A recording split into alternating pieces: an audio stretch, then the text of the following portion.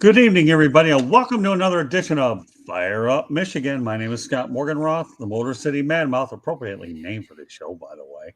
And I have a great crew today, and obviously one that will be a regular crew. And we want to welcome Smokin' Jeremy B to the broadcast. Smokin', salute us, say what you want to tell, and give everybody an opportunity to figure out who you are, what you are, because we know what you are doing.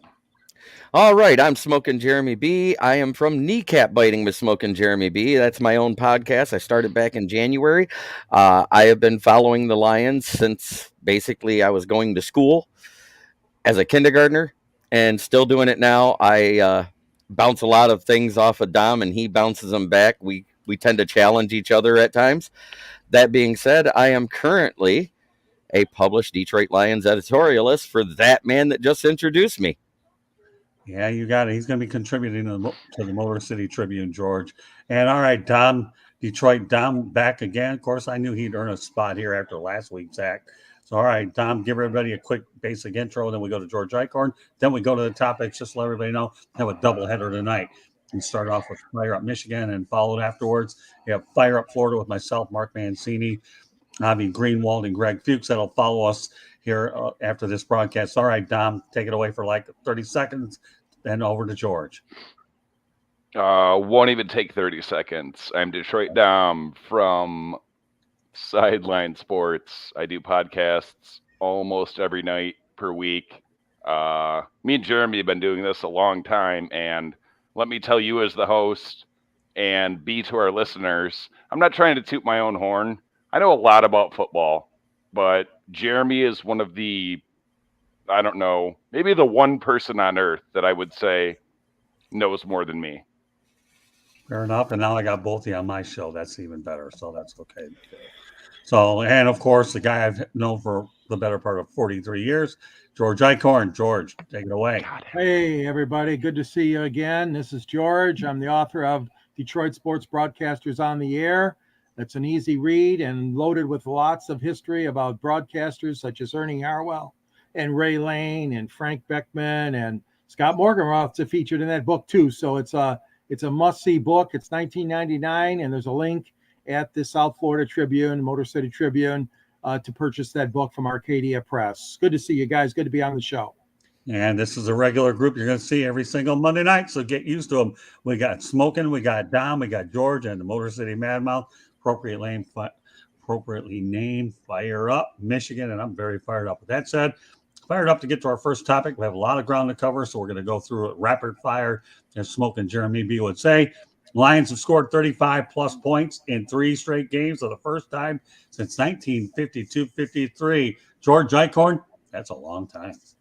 Yeah, but you're counting a game from last season. Don't give me that stuff. It's not this season's team, okay? So, yeah, it's 3 games, but it goes back to last year. The positive thing is the offense is moving the ball, obviously. This is a team that can score points, and it's so clear that that's what they're doing. Defensively, a lot of liabilities still. Got away with it yesterday, allowed too many points, allowed Washington to come back in that game. They probably shouldn't have. But, yeah, offensively, I mean, there's a lot of weapons there. Records are made to be broken. So let's see if they can do it again in their next game. Jeremy, give me your thoughts about that nugget. Well, it's one of the things that gives me a lot of hope because, again, the first time they scored 35-plus points, yes, it was last season. B, it was versus the Packers. That's what made that even more sweeter. That being said, I think it is a great move, and anybody that looked at the roster should have known that our offense is explosive. Tom? Very capable offense. I mean, me and Jeremy talk pretty much every day, regardless of whether we're on a podcast or not. But I'm sure Jeremy will remember big questions about the defense. And this isn't necessarily a new hot take because I've said it probably more years than not for several years, other than 2014 when we had that historically good run defense. I said this offense is more than capable of scoring 28 or more points per game. Can we stop the other team from scoring 28? And what did we do yesterday? They had 27. And we're the number 1 scoring offense in the NFL. All All right, the only thing I'll add to it's about time the Lions on the right side of some of these stats instead of the wrong side. So if they can go ahead and score 35 plus points, 3 straight games for the first time, 52, 53 before a lot of us were born, more power to them. All right, let's talk about Amon-Ra St. Brown. You want to talk about a tongue twister for me when it comes to name? I'll go ahead and ramble off a bunch of stats as we go along. And then once again, I'll defer to you guys. Amon-Ra, that's easy. Say his The sun brother's god. name. I dare you. Yeah, but that's Equanimous. yeah, but you know what? If I really needed a tongue twister, I'd do it. So Amon-Ra St. Brown. So I may just start calling this guy St. Brown, okay, and then I'll get rid of the other part. But then again, I'd confuse him with the other. Forget about it, whatever. Okay. Just call him the sun god. There you go. Well, I'll let you do that. Attaboy. Okay, that's why I have young guys like you to go ahead and do stuff like this. All right. Nevertheless, okay, Amon-Ra St. Brown. Now you're in my head here. Okay, at least you are. Sun god. Attaboy.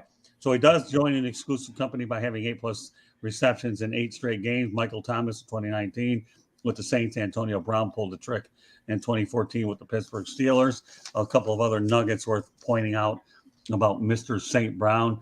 This Detroit wide receiver registered 9 receptions, 184 yards, 116 receiving, 68 rushing, and 2 touchdown receptions, while rookie defensive lineman Aiden Hutchinson recorded his first 3 sacks in the Lions' 36-27 win over Washington. We'll get to Hutchinson in a moment.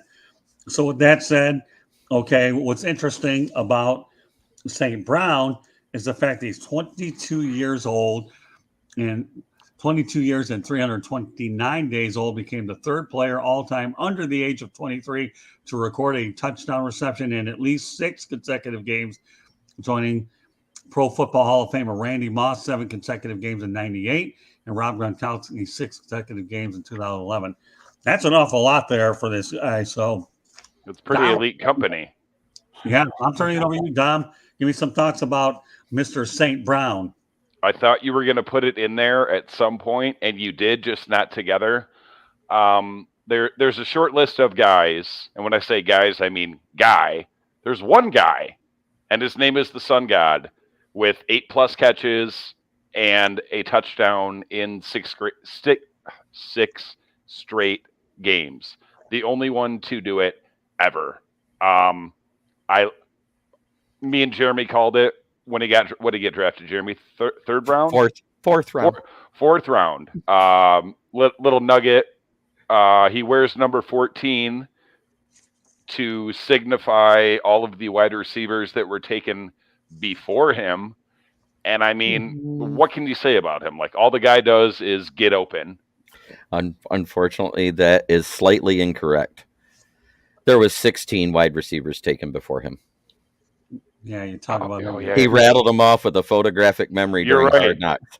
Yeah, all the guy does is get open. And not only that, like, Amon-Ra is listed at 6'1", 6'1.5". That's a lie. I'm 6'2". That man is under 6 feet tall. But just the fact that a bunch of those touchdowns, it's not like they were long catch and runs. He's an amazing red zone threat. Like, he just gets open. Well, amazingly enough, and I'm going to throw a couple more numbers out there because this guy, you have to throw him out there. We talked about the fact they went 9 for 116 yards and 2 touchdowns. He's the first player in league history. He has 6 straight games with at least 8 catches and a score. So as if what you guys just said wasn't impressive enough, here's the key words I want to make sure that I preface, okay?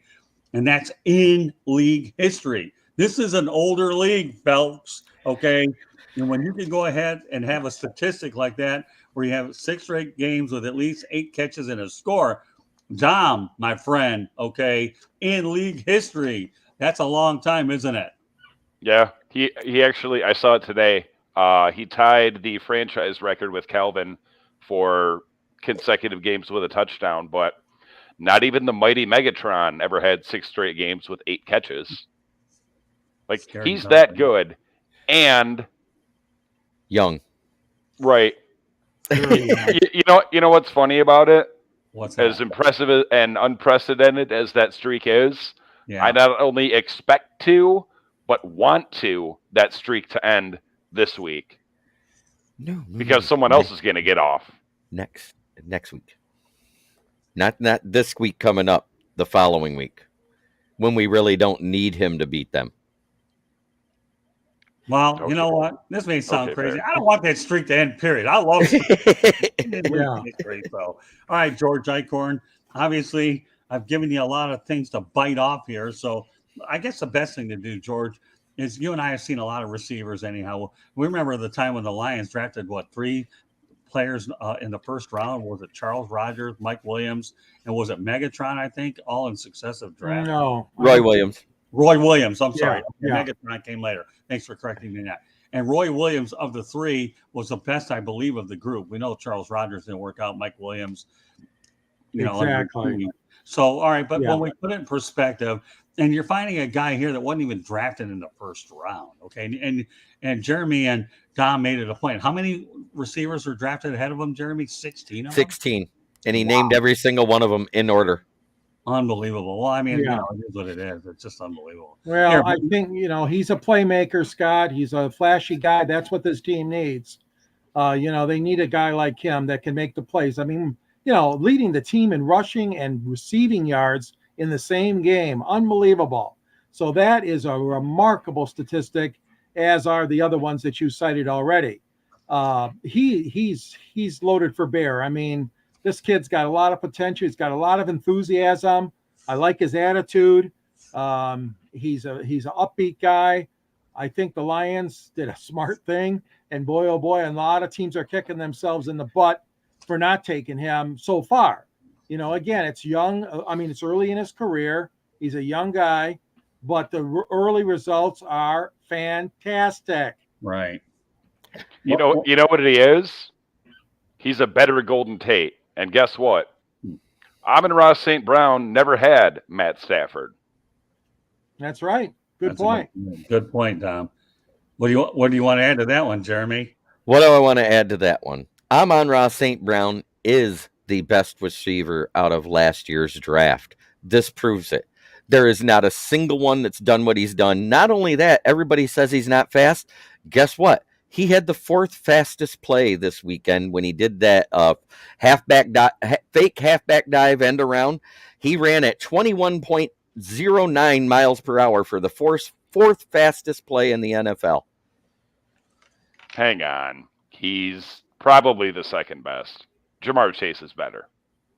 Have you seen his stats this year? Jamar Chase is still better. Come on. I'm just saying. Well, if you ain't catching the ball, you're not better. But you know what? Guess what? They took Jamar Chase in the first round, so we got Penei Sewell, and then we got Amon-Ra 100 picks later.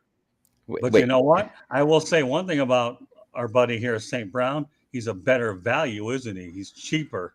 Way cheaper. Oh, yeah, for sure. Until his contract's up. Jeremy and I talked about the draft for months. And we didn't want Chase. We didn't want Waddle. We didn't want Smith because none of them really set themselves apart from anyone else. Plus, thank you, Cincinnati. Thank you, Miami. Thank you. Who am I forgetting? Philadelphia. Atlanta. Yeah. Thank you, all of those teams, for giving your current quarterback their receiver from college so we could get Penei Sewell. Yeah, it's amazing how you mentioned Penei Sewell. He wasn't probably the most sexy pick on the planet, but I'll tell you what. Smartest. Let me tell you, I don't think the Cincinnati Bengals couldn't use him now. I was going to say, and look at Cincinnati's O-line. 13 sacks in the first, 2 weeks, is that? Don't you think that Joe Burrow can sue the Bengals for lack of security? Give me a break. I really hope they do. I thought they had it fixed, but it doesn't look like it. And I really like Joe Burrow. I think he needs to sue Lyle Collins for lying to him, saying, "You won't get touched, sir." Yeah, no. It is funny, but it's not funny.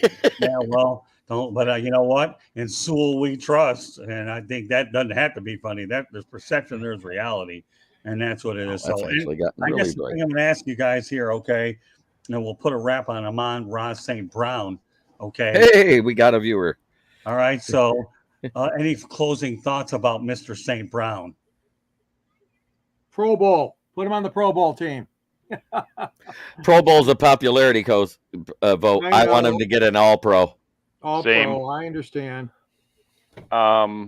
I'm doubling down. I expect to and want his streak to end because remember, I think it was Kenny Galladay. No, not Galladay's rookie year. It was Hawkinson's rookie year. Remember when he went ape stuff against Arizona, and then they started focusing in on him, and he got shut down, and then Danny Amendola went crazy. Right. Yep. I don't think Minnesota is going to let Amon-Ra beat them. Instead, it's going to be Hawkinson and Chark and Which Josh is why Reynolds. this would be a good game to get Cephas back involved. I don't know what's going on with him. I don't either. I mean, honestly, we haven't really needed him. But to be perfectly honest, as much as I love Shark, after those drops and then just lack of productivity, I would have been giving Cephas some of those snaps. Okay. Fair enough. All right. Well, let's go ahead and now that George, any closing thoughts? I want to move on to the next player. I want to make sure we've taken care of Amon-Ra St. Brown, my evening tongue twister here. So everybody said their piece on him. Yep. Okay, good. So let's talk about Jared Goff's numbers yesterday. And right now, only the focus is on Jared Goff, and I'll get to Hutchinson in a moment. Okay. Jared Goff's numbers yesterday: 20 for 34, 256 yards, 4 touchdowns. 2 of those TDs went to Brown. 1 went to Josh Reynolds, and 1 went to DeAndre Swift. In order, okay? I'll let everybody talk about it. Give me your thoughts, Jeremy, about Jared Goff. So far, he's done exactly what I wanted to. He's throwing more touchdowns and lowering his interception rate. He also is not fumbling the ball when he has been sacked. What is it? The 4 times he's been sacked? Okay. Why would you say that? You jinxed him. No, I didn't. That's not a jinx. He's doing what he's supposed to do. He's securing the ball. Managing the football game. Is that what you're trying to tell me? Yes. Game manager, just go out there. You got to remember before I turn it over to you, Dom, okay, that last year a little bit of a learning curve and they didn't have any good wide receivers. You pair them with a bunch of much better targets, and you would certainly expect this production to go up. I joked around with somebody else on a show earlier today that even Curious George the Monkey couldn't get high enough to go ahead and catch a lot of passes if you didn't have a decent quarterback. And the Lions' core receivers a year ago were awful. Now they've had a chance to focus a little bit more with all the different targets. I know you talk about DJ Chark, and the list goes on. I'm not going to even mention names. You guys will do that. But I just think that it's good that Jared Goff finally has a chance to assert himself. I don't think the Lions' problems are at the quarterback position. I really do. I think you have Goff in his prime. You really do. Surround the guy with some talent, for crying out loud. You got Brad Holmes doing a good job as a general manager, president. And of course, we all know that Dan Campbell, you gotta love the guy, and I'll ask you guys later to come up with win totals. But all right, so George, some thoughts about Jared Goff. Well, yeah, he's played extremely well. I mean, I'm very impressed. The improvement from last year to this year has been marked.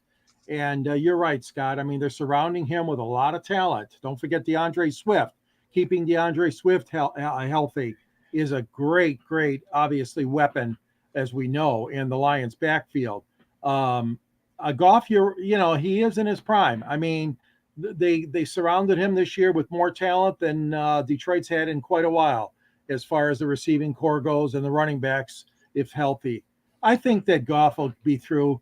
He's going to throw some interceptions once in a while, but he's pinpointing the ball much more. He's had a lot of drops already, which is especially Hutchinson is not doing as well as I thought he would do so far. But a lot of drops, and some are Goff's fault as well. But you're right; he's cutting down on the sacks, he's cutting down on the interceptions. The 4 touchdown passes yesterday goes a long way. He's doing a heck of a job. So I've never doubted his ability. I've never been on the anti-Goff bandwagon like some people have. So I'm impressed so far. All right, Don, what are your thoughts about Jared? Me and Jeremy have talked about this since forever, going back to last season, and this is where I will argue that a game last season does matter because he's carried it over to this season. The last 5-6 weeks of the season, Jeremy, he was like a top 6 weeks. He was a top 5 quarterback. The only thing I don't like, and I mean, hang on, I want to see something. The completion percentage sucks, but you got to throw in the fact that he's had 9 drops in 2 I was weeks. just about to say, if Right. you eliminate some of those drops, I mean, 5 of them have been TJ Hutchinson. Right. One interception that wasn't his fault. He hasn't fumbled yet. He's playing great. Like, this is what Jared Goff can do. And when he got to the Super Bowl, it wasn't what am I trying to say? Their offensive line was good, but not this good. Their defense was better than ours, but really what got them there was Todd Gurley. And they would have won that Super Bowl if Todd Gurley was healthy. Okay. So, I mean, I wrapped my arms around Jared Goff from the very beginning, and he's a capable guy. Like, is he an elite guy? No. Mm-hmm. Does he have a great arm? No. He has a good arm. He just came off his best season completion percentage wise. He cut down on his fumbles. Like, he's capable. Till the wheels fall off. All right. All right. Well, let me go ahead and give a station break in just a moment so that everybody can know how to find us. First of all, subscribe to the South Florida Tribune on our YouTube channel, okay, or visit www.southfloridatribune.com and follow us on Twitter at Tribune South. To advertise, call 954-304-4941. The audio portion of the show can be heard on Spreaker, iHeartRadio, Apple, Google, Spotify, wherever you get your podcasts. If you can't find the YouTube channel through our website, just go to youtube.com, look for South Florida Tribune, hit the subscribe button, then you are good to go. You get to listen to us, you get to go ahead and watch us, and we can continue to bring all the fine program that we have your way. So go to youtube.com and please go out there and sign South Florida Tribune and kindly hit subscribe. With that said, okay, any closing thoughts about Jared Goff? I personally like him. I think they could go another year or two with him. I really do.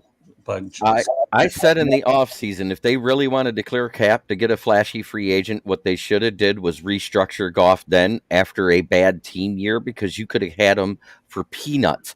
Because what is the one thing every Super Bowl team has had minus the year Stafford won? A, Tom Brady on a less than market value, or B, a guy on a rookie contract.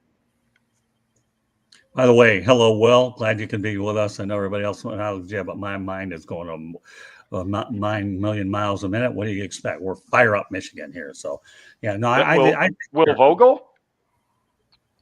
Yeah. If a premier quarterback is available in the college ranks, though, I mean, the Lions should still consider that.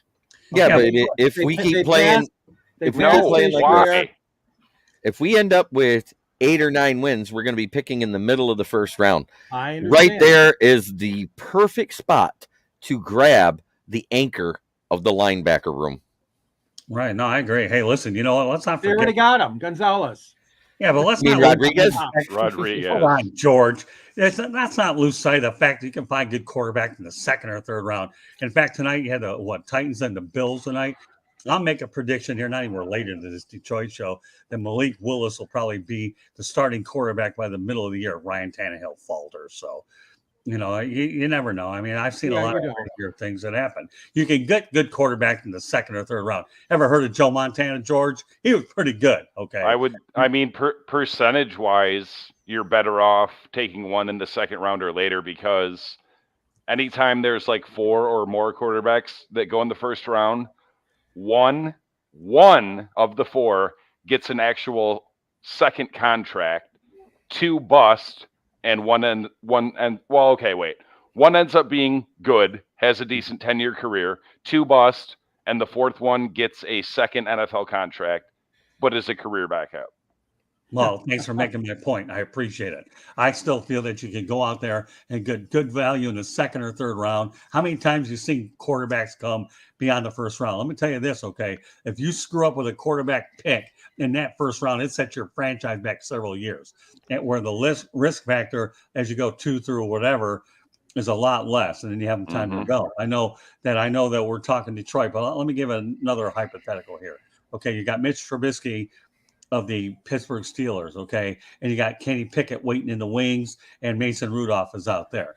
First of all, anybody that would think that because Mitch Trubisky does struggle, you move him to Kenny Pickett, bad move, because what happens if you bring Pickett, he struggles and you have a confidence problem. And I'm going to go a step further. Whether you agree with me or not, I don't care. I've always been a firm believer of this. Everybody wants to anoint Joey Harrington as being a bust. Sorry, I'm not buying that one. Not his fault. I don't Not think his fault. Right. That's what I'm gonna. He was thrown to the wolves. I will turn to every one of you on this one, so bear with me for a minute. All right.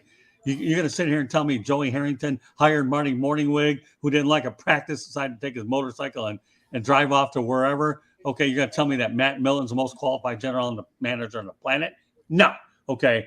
What about Steve Mariucci? Okay. When you have a constant turnover of offensive coordinators and head coaches, that is a recipe for failure. I don't give a darn what anybody says. Joey Harrington, in my opinion, was not a bust. He was a third pick taken overall. He fell into a bad situation. All right, I'm going to take this one around the horn on this. It wasn't planned, but since I'm on this subject, let's roll with it for a few minutes. All right, Jeremy, talk about Joey. Joey wasn't a bust, but yet he wouldn't have. I don't think he'd have been a great quarterback, but he could have been a serviceable quarterback, possibly a tenured backup in the line of Ryan Fitzmagic. Fitzpatrick, as a starter, was meh. As a backup, he was amazing. That's probably what Joey Harrington would have been, because he actually wasn't that accurate of a quarterback at Oregon. That being said, I think he'd have been great in the backup role because he was smart. He did know all that stuff. That being said, you can say the same thing for the struggles of Matthew Stafford in Detroit. How many offensive coordinators did he have? True, but the only difference between Stafford and Harrington is the talent level is so much higher. And I remember, hold on. Okay. The talent level is a lot higher. Once upon a time, there was a debate, although it wasn't in Detroit. Yeah, Mark Sanchez 1-2 against Stafford. We all know how that turned out, right? Okay. So, yeah. So I'm with you all the way, Jeremy. Okay. But the talent level with Stafford was just unbelievable. He coming out of Georgia. So I'm with you, but continue your thought. I'm just saying that's why Stafford struggled the way he did. Every 2 to 3 years, he had a new playbook. Right. Every 2 to 3 years. And then everybody says, he has bad decision making. Well, after he went into McVay's system, which actually was pretty easy, the good year for Goff to look good, Stafford actually didn't look as good as everybody thought. He had a great completion percentage, but he tied the league lead in interceptions, which tells me he's a gunslinger with that attitude, I can fit the ball anywhere, and doesn't care about the decision making involved in the throw. That's who he was always supposed to be. I thought he was going to be Brett Favre, and then all the turnover with coordinators and systems, and they tried to neuter him. But we're not talking about Stafford. We're talking about Joey Harrington. Right. So, Joey Harrington's rookie year. Now, mind you, okay, you draft a quarterback, you need one. I get it. Why do you let Johnny Morton walk in free agency that offseason? Right. Your receivers consisted of Oz Hakeem, who was Mike Martz's guy, but couldn't catch a cold with a cold catching machine. Bill Schrader, who exactly another one of those guys that Brett Favre made look good. I don't even see who the third one. Michael Ricks. The O line was bad. The D line was bad. That was also Marty Morningweg. Okay. Hey, Dom, quit while you're ahead. Letting Johnny Morton go was a mistake anyways. And I got to know Johnny Morton real well, one of the finer ones. So quit while you're ahead. You're on a roll with Johnny Morton. All right, George, some thoughts. Then we're going to go to our final topic, and that's Aiden Hutchinson. I want to leave the U of M guy for last. All right, George. Well, it's like a lot of quarterbacks that the Lions have had over the years. They're not surrounded by talent. And, that's the unfortunate part. And we've seen it happen so many times, and Joey was a victim of that. Right. No question about it. But I know one thing, he's made a heck of a career out of the broadcast business. So at least he stayed active in football. I know it's totally different than what he wanted to do, and that means to win a Super Bowl as a quarterback. But I got nothing against the guy. I mean, he played the piano, and some people thought that was too, classical music kind of thing. I don't know. That didn't bother me at all that he did that. The fact of the matter is, like you said, they let guys go like Johnny Morton. And, they didn't have the receivers there for him. No question about it. He could have been a lot better had he been surrounded by better receivers and runners. All right, Tom. However, though, real quick about Johnny Morton, letting him go the year before you draft a quarterback, that was a mistake, yes. But his post-Lions career, much like Golden Tate, 397 receiving yards, 740, 795, 288. So his best years are in Detroit. What do you want me to tell you? I know it. Golden Tate. Listen, he was one of my favorite interviews in the locker room. Okay, Dom, I got to know. I love Johnny Morton. Me too. Because he took all that crap that year that we lost. How many straight games? Right. Yeah, he was front and forward there with them. So yeah, he was one of my favorite people. And I'll just throw a little nugget here before we go to Aiden. Okay, if you're a Lions quarterback and you can't make it in the league anymore, there's always a place in broadcasting. If you don't believe me, ask Gary Danielson. You don't believe me, ask Andre Ware. And who else? Dan Orlovsky. And Dan Orlovsky. Yeah, don't forget him. You know, he's the Polish Rocket. The safety boy. Charlie, if you can't make it as a Lions quarterback, you'll be hired as a broadcaster. Hey, listen, Andre Ware's on there, and he had to run and shoot. But the only problem is when he ran, he didn't shoot well enough with his agent because he was a bust. Because at that time, holdouts were normal, and he fell behind the 8 ball. But that's another day for another. What year was that draft? I don't want to know. It doesn't matter. I'm just talking about 87. No. Yeah, was it 87? During Wayne Fonts drafted him. It was post Barry. Right. No, I think no, it was pre-Barry. We had Andre Ware first. Yeah, I think so. Yeah, it might have been. But I remember when he was drafted, though. Hey, I'm going to run and shoot city. I remember that one. Oh, Wayne Fonts is gleaming there. And your 1990. Was it? Okay. Was it 90? Okay. And then you had I was Rodney 10 years old, and I knew that man was a bust. All right. Well, but you know what? Rule number 1, don't hold out. Okay, if you start holding out, then you're going to be so far behind with reps and all that, and that's a recipe for disaster. So, hey, what the heck? Some interesting things here. All right, now we'll go to the final topic before we go with win totals, all right? And we will talk about Aiden Hutchinson, collected a Lions single-game record with 3 sacks. He added 5 tackles. He made Carson Wentz's life miserable, although I will say in Jacksonville, Matt Ryan's life was a whole lot miserable yesterday, but that'll be for later if I got time. But let's go ahead and look at the numbers on Hutchinson, okay?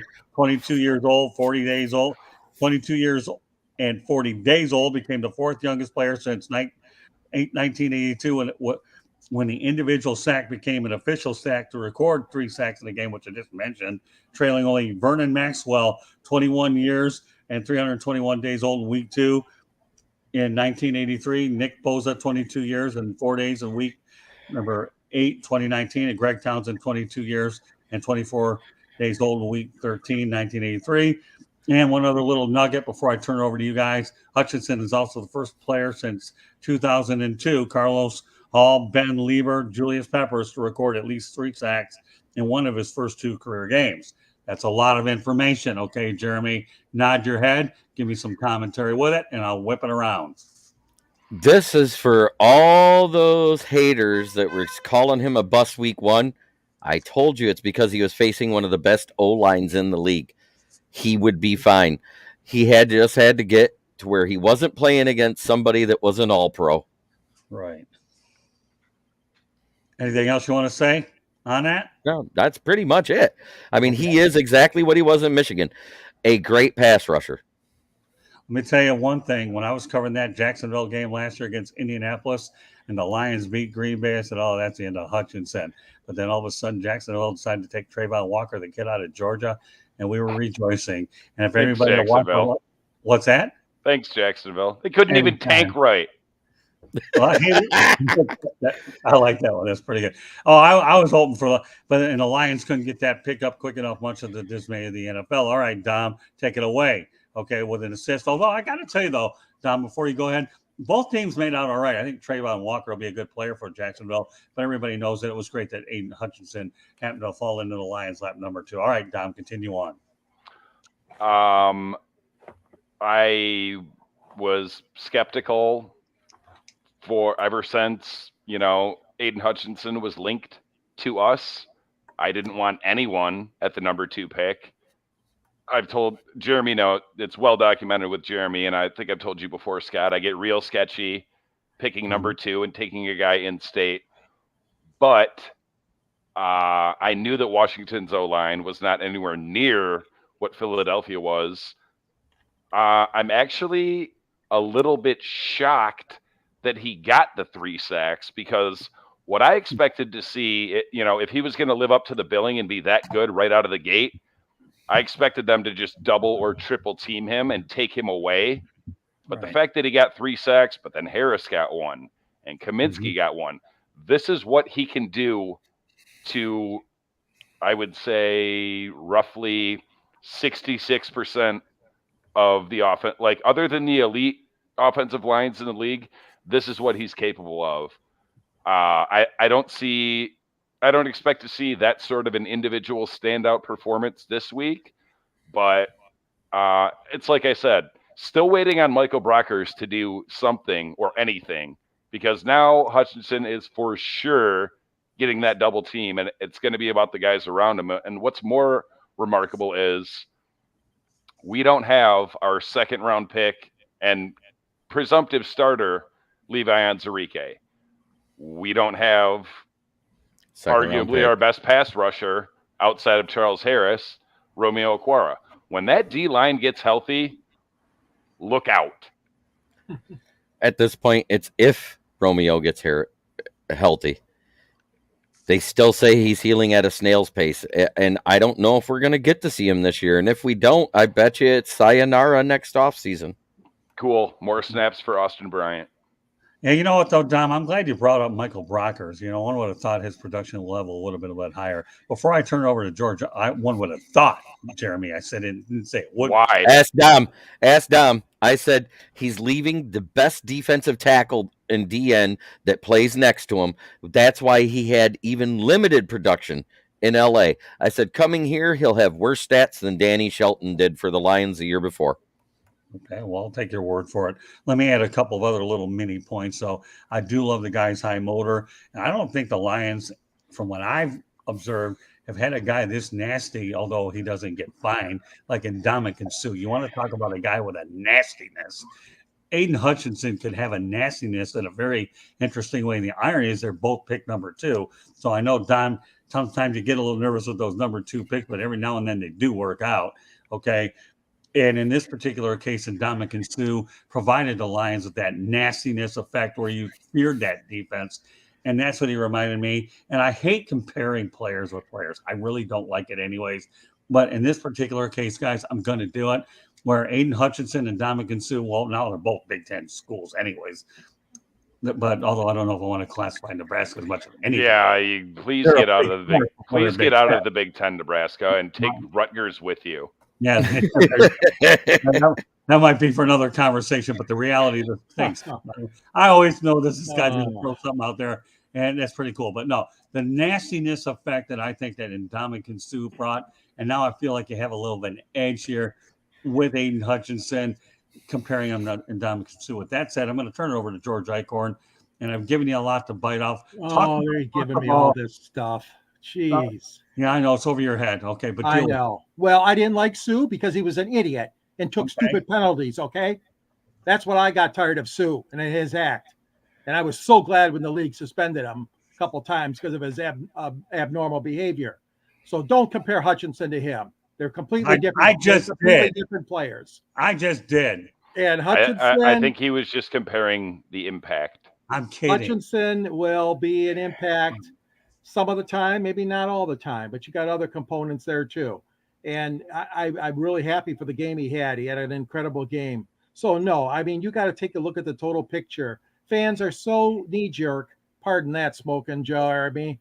They're knee-jerk. They want to have knee-jerk reactions on Goff and on Swift and on Hutchinson. And that's just the nature of the beast. I mean, let's face it, the Lions have been up and down like a yo-yo for so many years. But no, I think Hutchinson is the real deal. It just let's let it play out a little bit more. And you're right, this defensive line, this defensive unit can be really strong when guys are healthy and all that. But Suh is incredible, though. I mean, you're right, Scott. I mean, he's gone on to have a remarkable career. This guy has moved from one team to the other, and I mean, I didn't like the penalties, but yeah, he was a fiery kind of player that no one will ever forget him. That's for damn sure. Yeah, but you know what, Don, I got a better comparison. All right, go ahead. From the Silver Rush days, Al Bubba Baker. Oh, there you Oh, go. yeah. Yeah, that's a good one. Thanks, Jeremy. But I want to go back to you for a minute, Dom, and you're 100% right, okay? And you really got me pegged on this one in a good way. I believe the word impact is the right word when it comes to Sue and Hutchinson, and that's exactly where I was really going with it, Dom. Impact. Forget about the penalties, the drama, and all that other stuff. Talk about impact that they were the number 2 pick, and you have a sense of nastiness, and I think that's exactly what we're doing. But I'm glad you brought up Al Bubba Baker. I really am. I actually had a chance to see him a few years ago here in Miami with one of those tasting events or at the Diplomat Hotel, and had a chance to hang out with Al Bubba Baker. And I'll tell you what, that's a great comparison. I'm glad that you brought him up. So Yeah, he finally got into the Michigan Sports Hall of Fame. Oh, did he? Yeah, he deserved that, as you guys know, for a long time. Yeah, they finally put him in a couple years ago. Good for him. All right, last thing I want to get to tonight. Well, before I do that, okay, let's wait. One more thing, real quick about Ndamukong Suh. For one, during the first round of that draft, I said this guy's one contract and done, because he's either going to be so sweet that we can't afford to re-sign him, or he's going to be a bust and we won't. And this is from the lips to God's ears of Ndamukong Suh's mouth. You know who is better than Ndamukong Suh when he chose to be? Nick Fairley. Yeah, I remember. And they let them both go with no contingency plan in the same year. Yeah, and then they panic traded for Haloti Ngata, who I would have loved 5 years before that. Yeah, Nick Fairley, didn't he play out of Auburn? Yep. Yeah, I thought he was. And he got exactly what I said he would get. I'm like, give him a 1-year prove-it deal. He went to, I can't remember the order. He went to the Saints and the Rams on 1-year prove-it deals, and then he was out of the league. Yeah, well, the guy that obviously I think went after Ndamukong Suh was Gerald McCoy, right? Yep. Yeah, for Tampa, so that's interesting. But but you know what though, Dom, you were right on target. It was all about impact, is what it was, and that's where I think I was drawing the comparison between the two. All right. Final thoughts on Hutchinson before I start deferring you guys for win totals. If he keeps this up at that pace, that's 1.5 sacks a game now, right? 1.5 sacks a game times 17. That means he has the chance to be at 20.5 sacks for the season. Okay, George, some thoughts on Hutch? Well, I still believe he was the right choice in the first round by the Lions, and I'm optimistic on his future in this league. He's got that energy, that excitement that you guys talked about, and I think that yes, he is going to have problems against tough defenders. Of course, everybody will, especially in their rookie year. But no, I'm sticking with him. I'm thinking that he's not going to get 3 sacks and all that, and this many hurries and this many tackles for loss in every game like he did yesterday. But I think he's got a good future above him, ahead of him. Yes, all right, I think he's going to get those type of numbers in about 8 games this season. All right, all 8 teams that are below 500 last year. That's all right. Give me some thoughts, Dom, about Hutch. My bar for Hutch, and I think he gets to the bar probably sooner, but my bar for Hutch is unless I'm forgetting someone, what should be considered the greatest D-end in our franchise's history, Robert Porcher. Robert Porcher, his rookie year, played 16 games. He only started 1. He got 1 sack. Second year, only started 4, got 8.5. Then he was kind of middling, and then he went 10, 12.5, 11.5, 15. I told Jeremy before the season started, I said, if he's going to be this good, he'll have that one breakout game, and then they're going to try to just take him away, which is fine because someone else will get there. All right, let me just point one thing out that I want to make sure that is really, I'm not judging by Hutchinson by how many sacks he gets. You know what I'm judging him by? How much he makes a quarterback's life miserable with pressures and dropbacks. Right. No, in terms of making a quarterback's life miserable in the pocket. Pressure. Triggered, because he said pressures, and then I thought Trey Flowers. Sorry. No, that's okay. No. Wrong pressure. Wrong type of pressure there, Dom. There you go. It's about making a quarterback's life uncomfortable. And that's the key that I want to try to get out of Hutchinson. Yes, the sacks are great numbers and you document those things, but making a quarterback's life uncomfortable. Right. And even if other guys get the numbers, it's about making people better around you. Last week, Absolutely. the game plan was to try and keep Hurts in the pocket, but because of, what was it, 6 pressures by Hutch, where actually on 4 of them, he had his hands, just his fingertips on the back of his jersey. They couldn't do that. That's why he does have that run pass option. It's because he's that elusive. And as soon as he takes a step in the other direction from where Hutch is at, he's getting away. He's that fast. There is no ifs, ands, or buts about it. And that is why I didn't like him at D end. I told Dom that too. I said if they'd have had him at outside linebacker, he probably would have had 2 sacks in that game. Right. And that was the difference between the 2 games. Like, Hutch is probably good enough to routinely beat any right tackle or left tackle, but can the next guy get there? They couldn't against Philly because the rest of those O-linemen are that good, but Washington's O-line kind of average. Charles Harris, sack. Kaminsky, sack. Right. Well, the reality of the situation, one of 2 things is going to happen with Hutchinson. Either he's going to get the sack or he's going to make people's life miserable. And as long as he stays healthy, both of them are good options. That's what I think. And I know you guys have great, valuable viewpoints on that as well, which is why I think that it was good that we were building the show around some of the main 3 or 4 ideas, which is what we were able to do. With that said, okay, we have another 5 minutes or so left to go. So I want to bring this up to each and every one of you. Okay, Jeremy, give me your prediction in terms of win totals are concerned. I'm not looking for wins above replacement in baseball, like how you're going to get there. Give me a straight number, all these ridiculous numbers that I don't know nothing about. I can tell you right now, I was not a very good math student in school. Okay. I usually use whole numbers, not all these other different Tom, Dick, and Harry ways to get there. No, I don't. I mean, Vegas used the over-under at 6.5. I will tell you, I bet the over because I see them winning a minimum of 8 games right now. George Eichhorn? 7 wins, 10 losses. The Lions, that's an improvement from last year. There's an outside chance for 8. Tom? I'm still at 7 just because no change the first 2 weeks. I thought we were going to upset Philly and then have a letdown against Washington, but we're still at 1-1. But 7 is the absolute minimum. Like, we have to get 7. You'll be surprised how we get to 7, but we'll get 7. All right, I'm going to go 8. A couple other things I want to mention before we close her out. Number 1, I like the fact that Dan Campbell characterized Mr. St. Brown as a pit bull that plays receiver, and there's no way that I could go out there and have a show without Mr. Smokin here. Give us Matt Patricia's other name. Go ahead, Smokin. Matt Patricia threw Jeff Okudah to the wolves with a coaching staff that couldn't develop Polaroid film for 10 games, throwing him up against Devontae Adams, throwing him up against Justin Jefferson. They threw him against everybody. With it no didn't pass work. Rush. No offseason No training to camp. speak of. Yeah, no offseason to speak of. They didn't even have a preseason game that year. And he says, oh, hey, the guy we signed, Desmond Asfont, is hurt. You got to play the one. All I'll say is this. On Inside the Pigskin on Thursday, when Smokin went off and started mentioning Matt Patricia, I can tell you right now, Melfar Jr., Steve Ballesteri, Jennifer Matthews Lewis, and myself, and I'm going in that chat room like I am looking at Matt Patricia.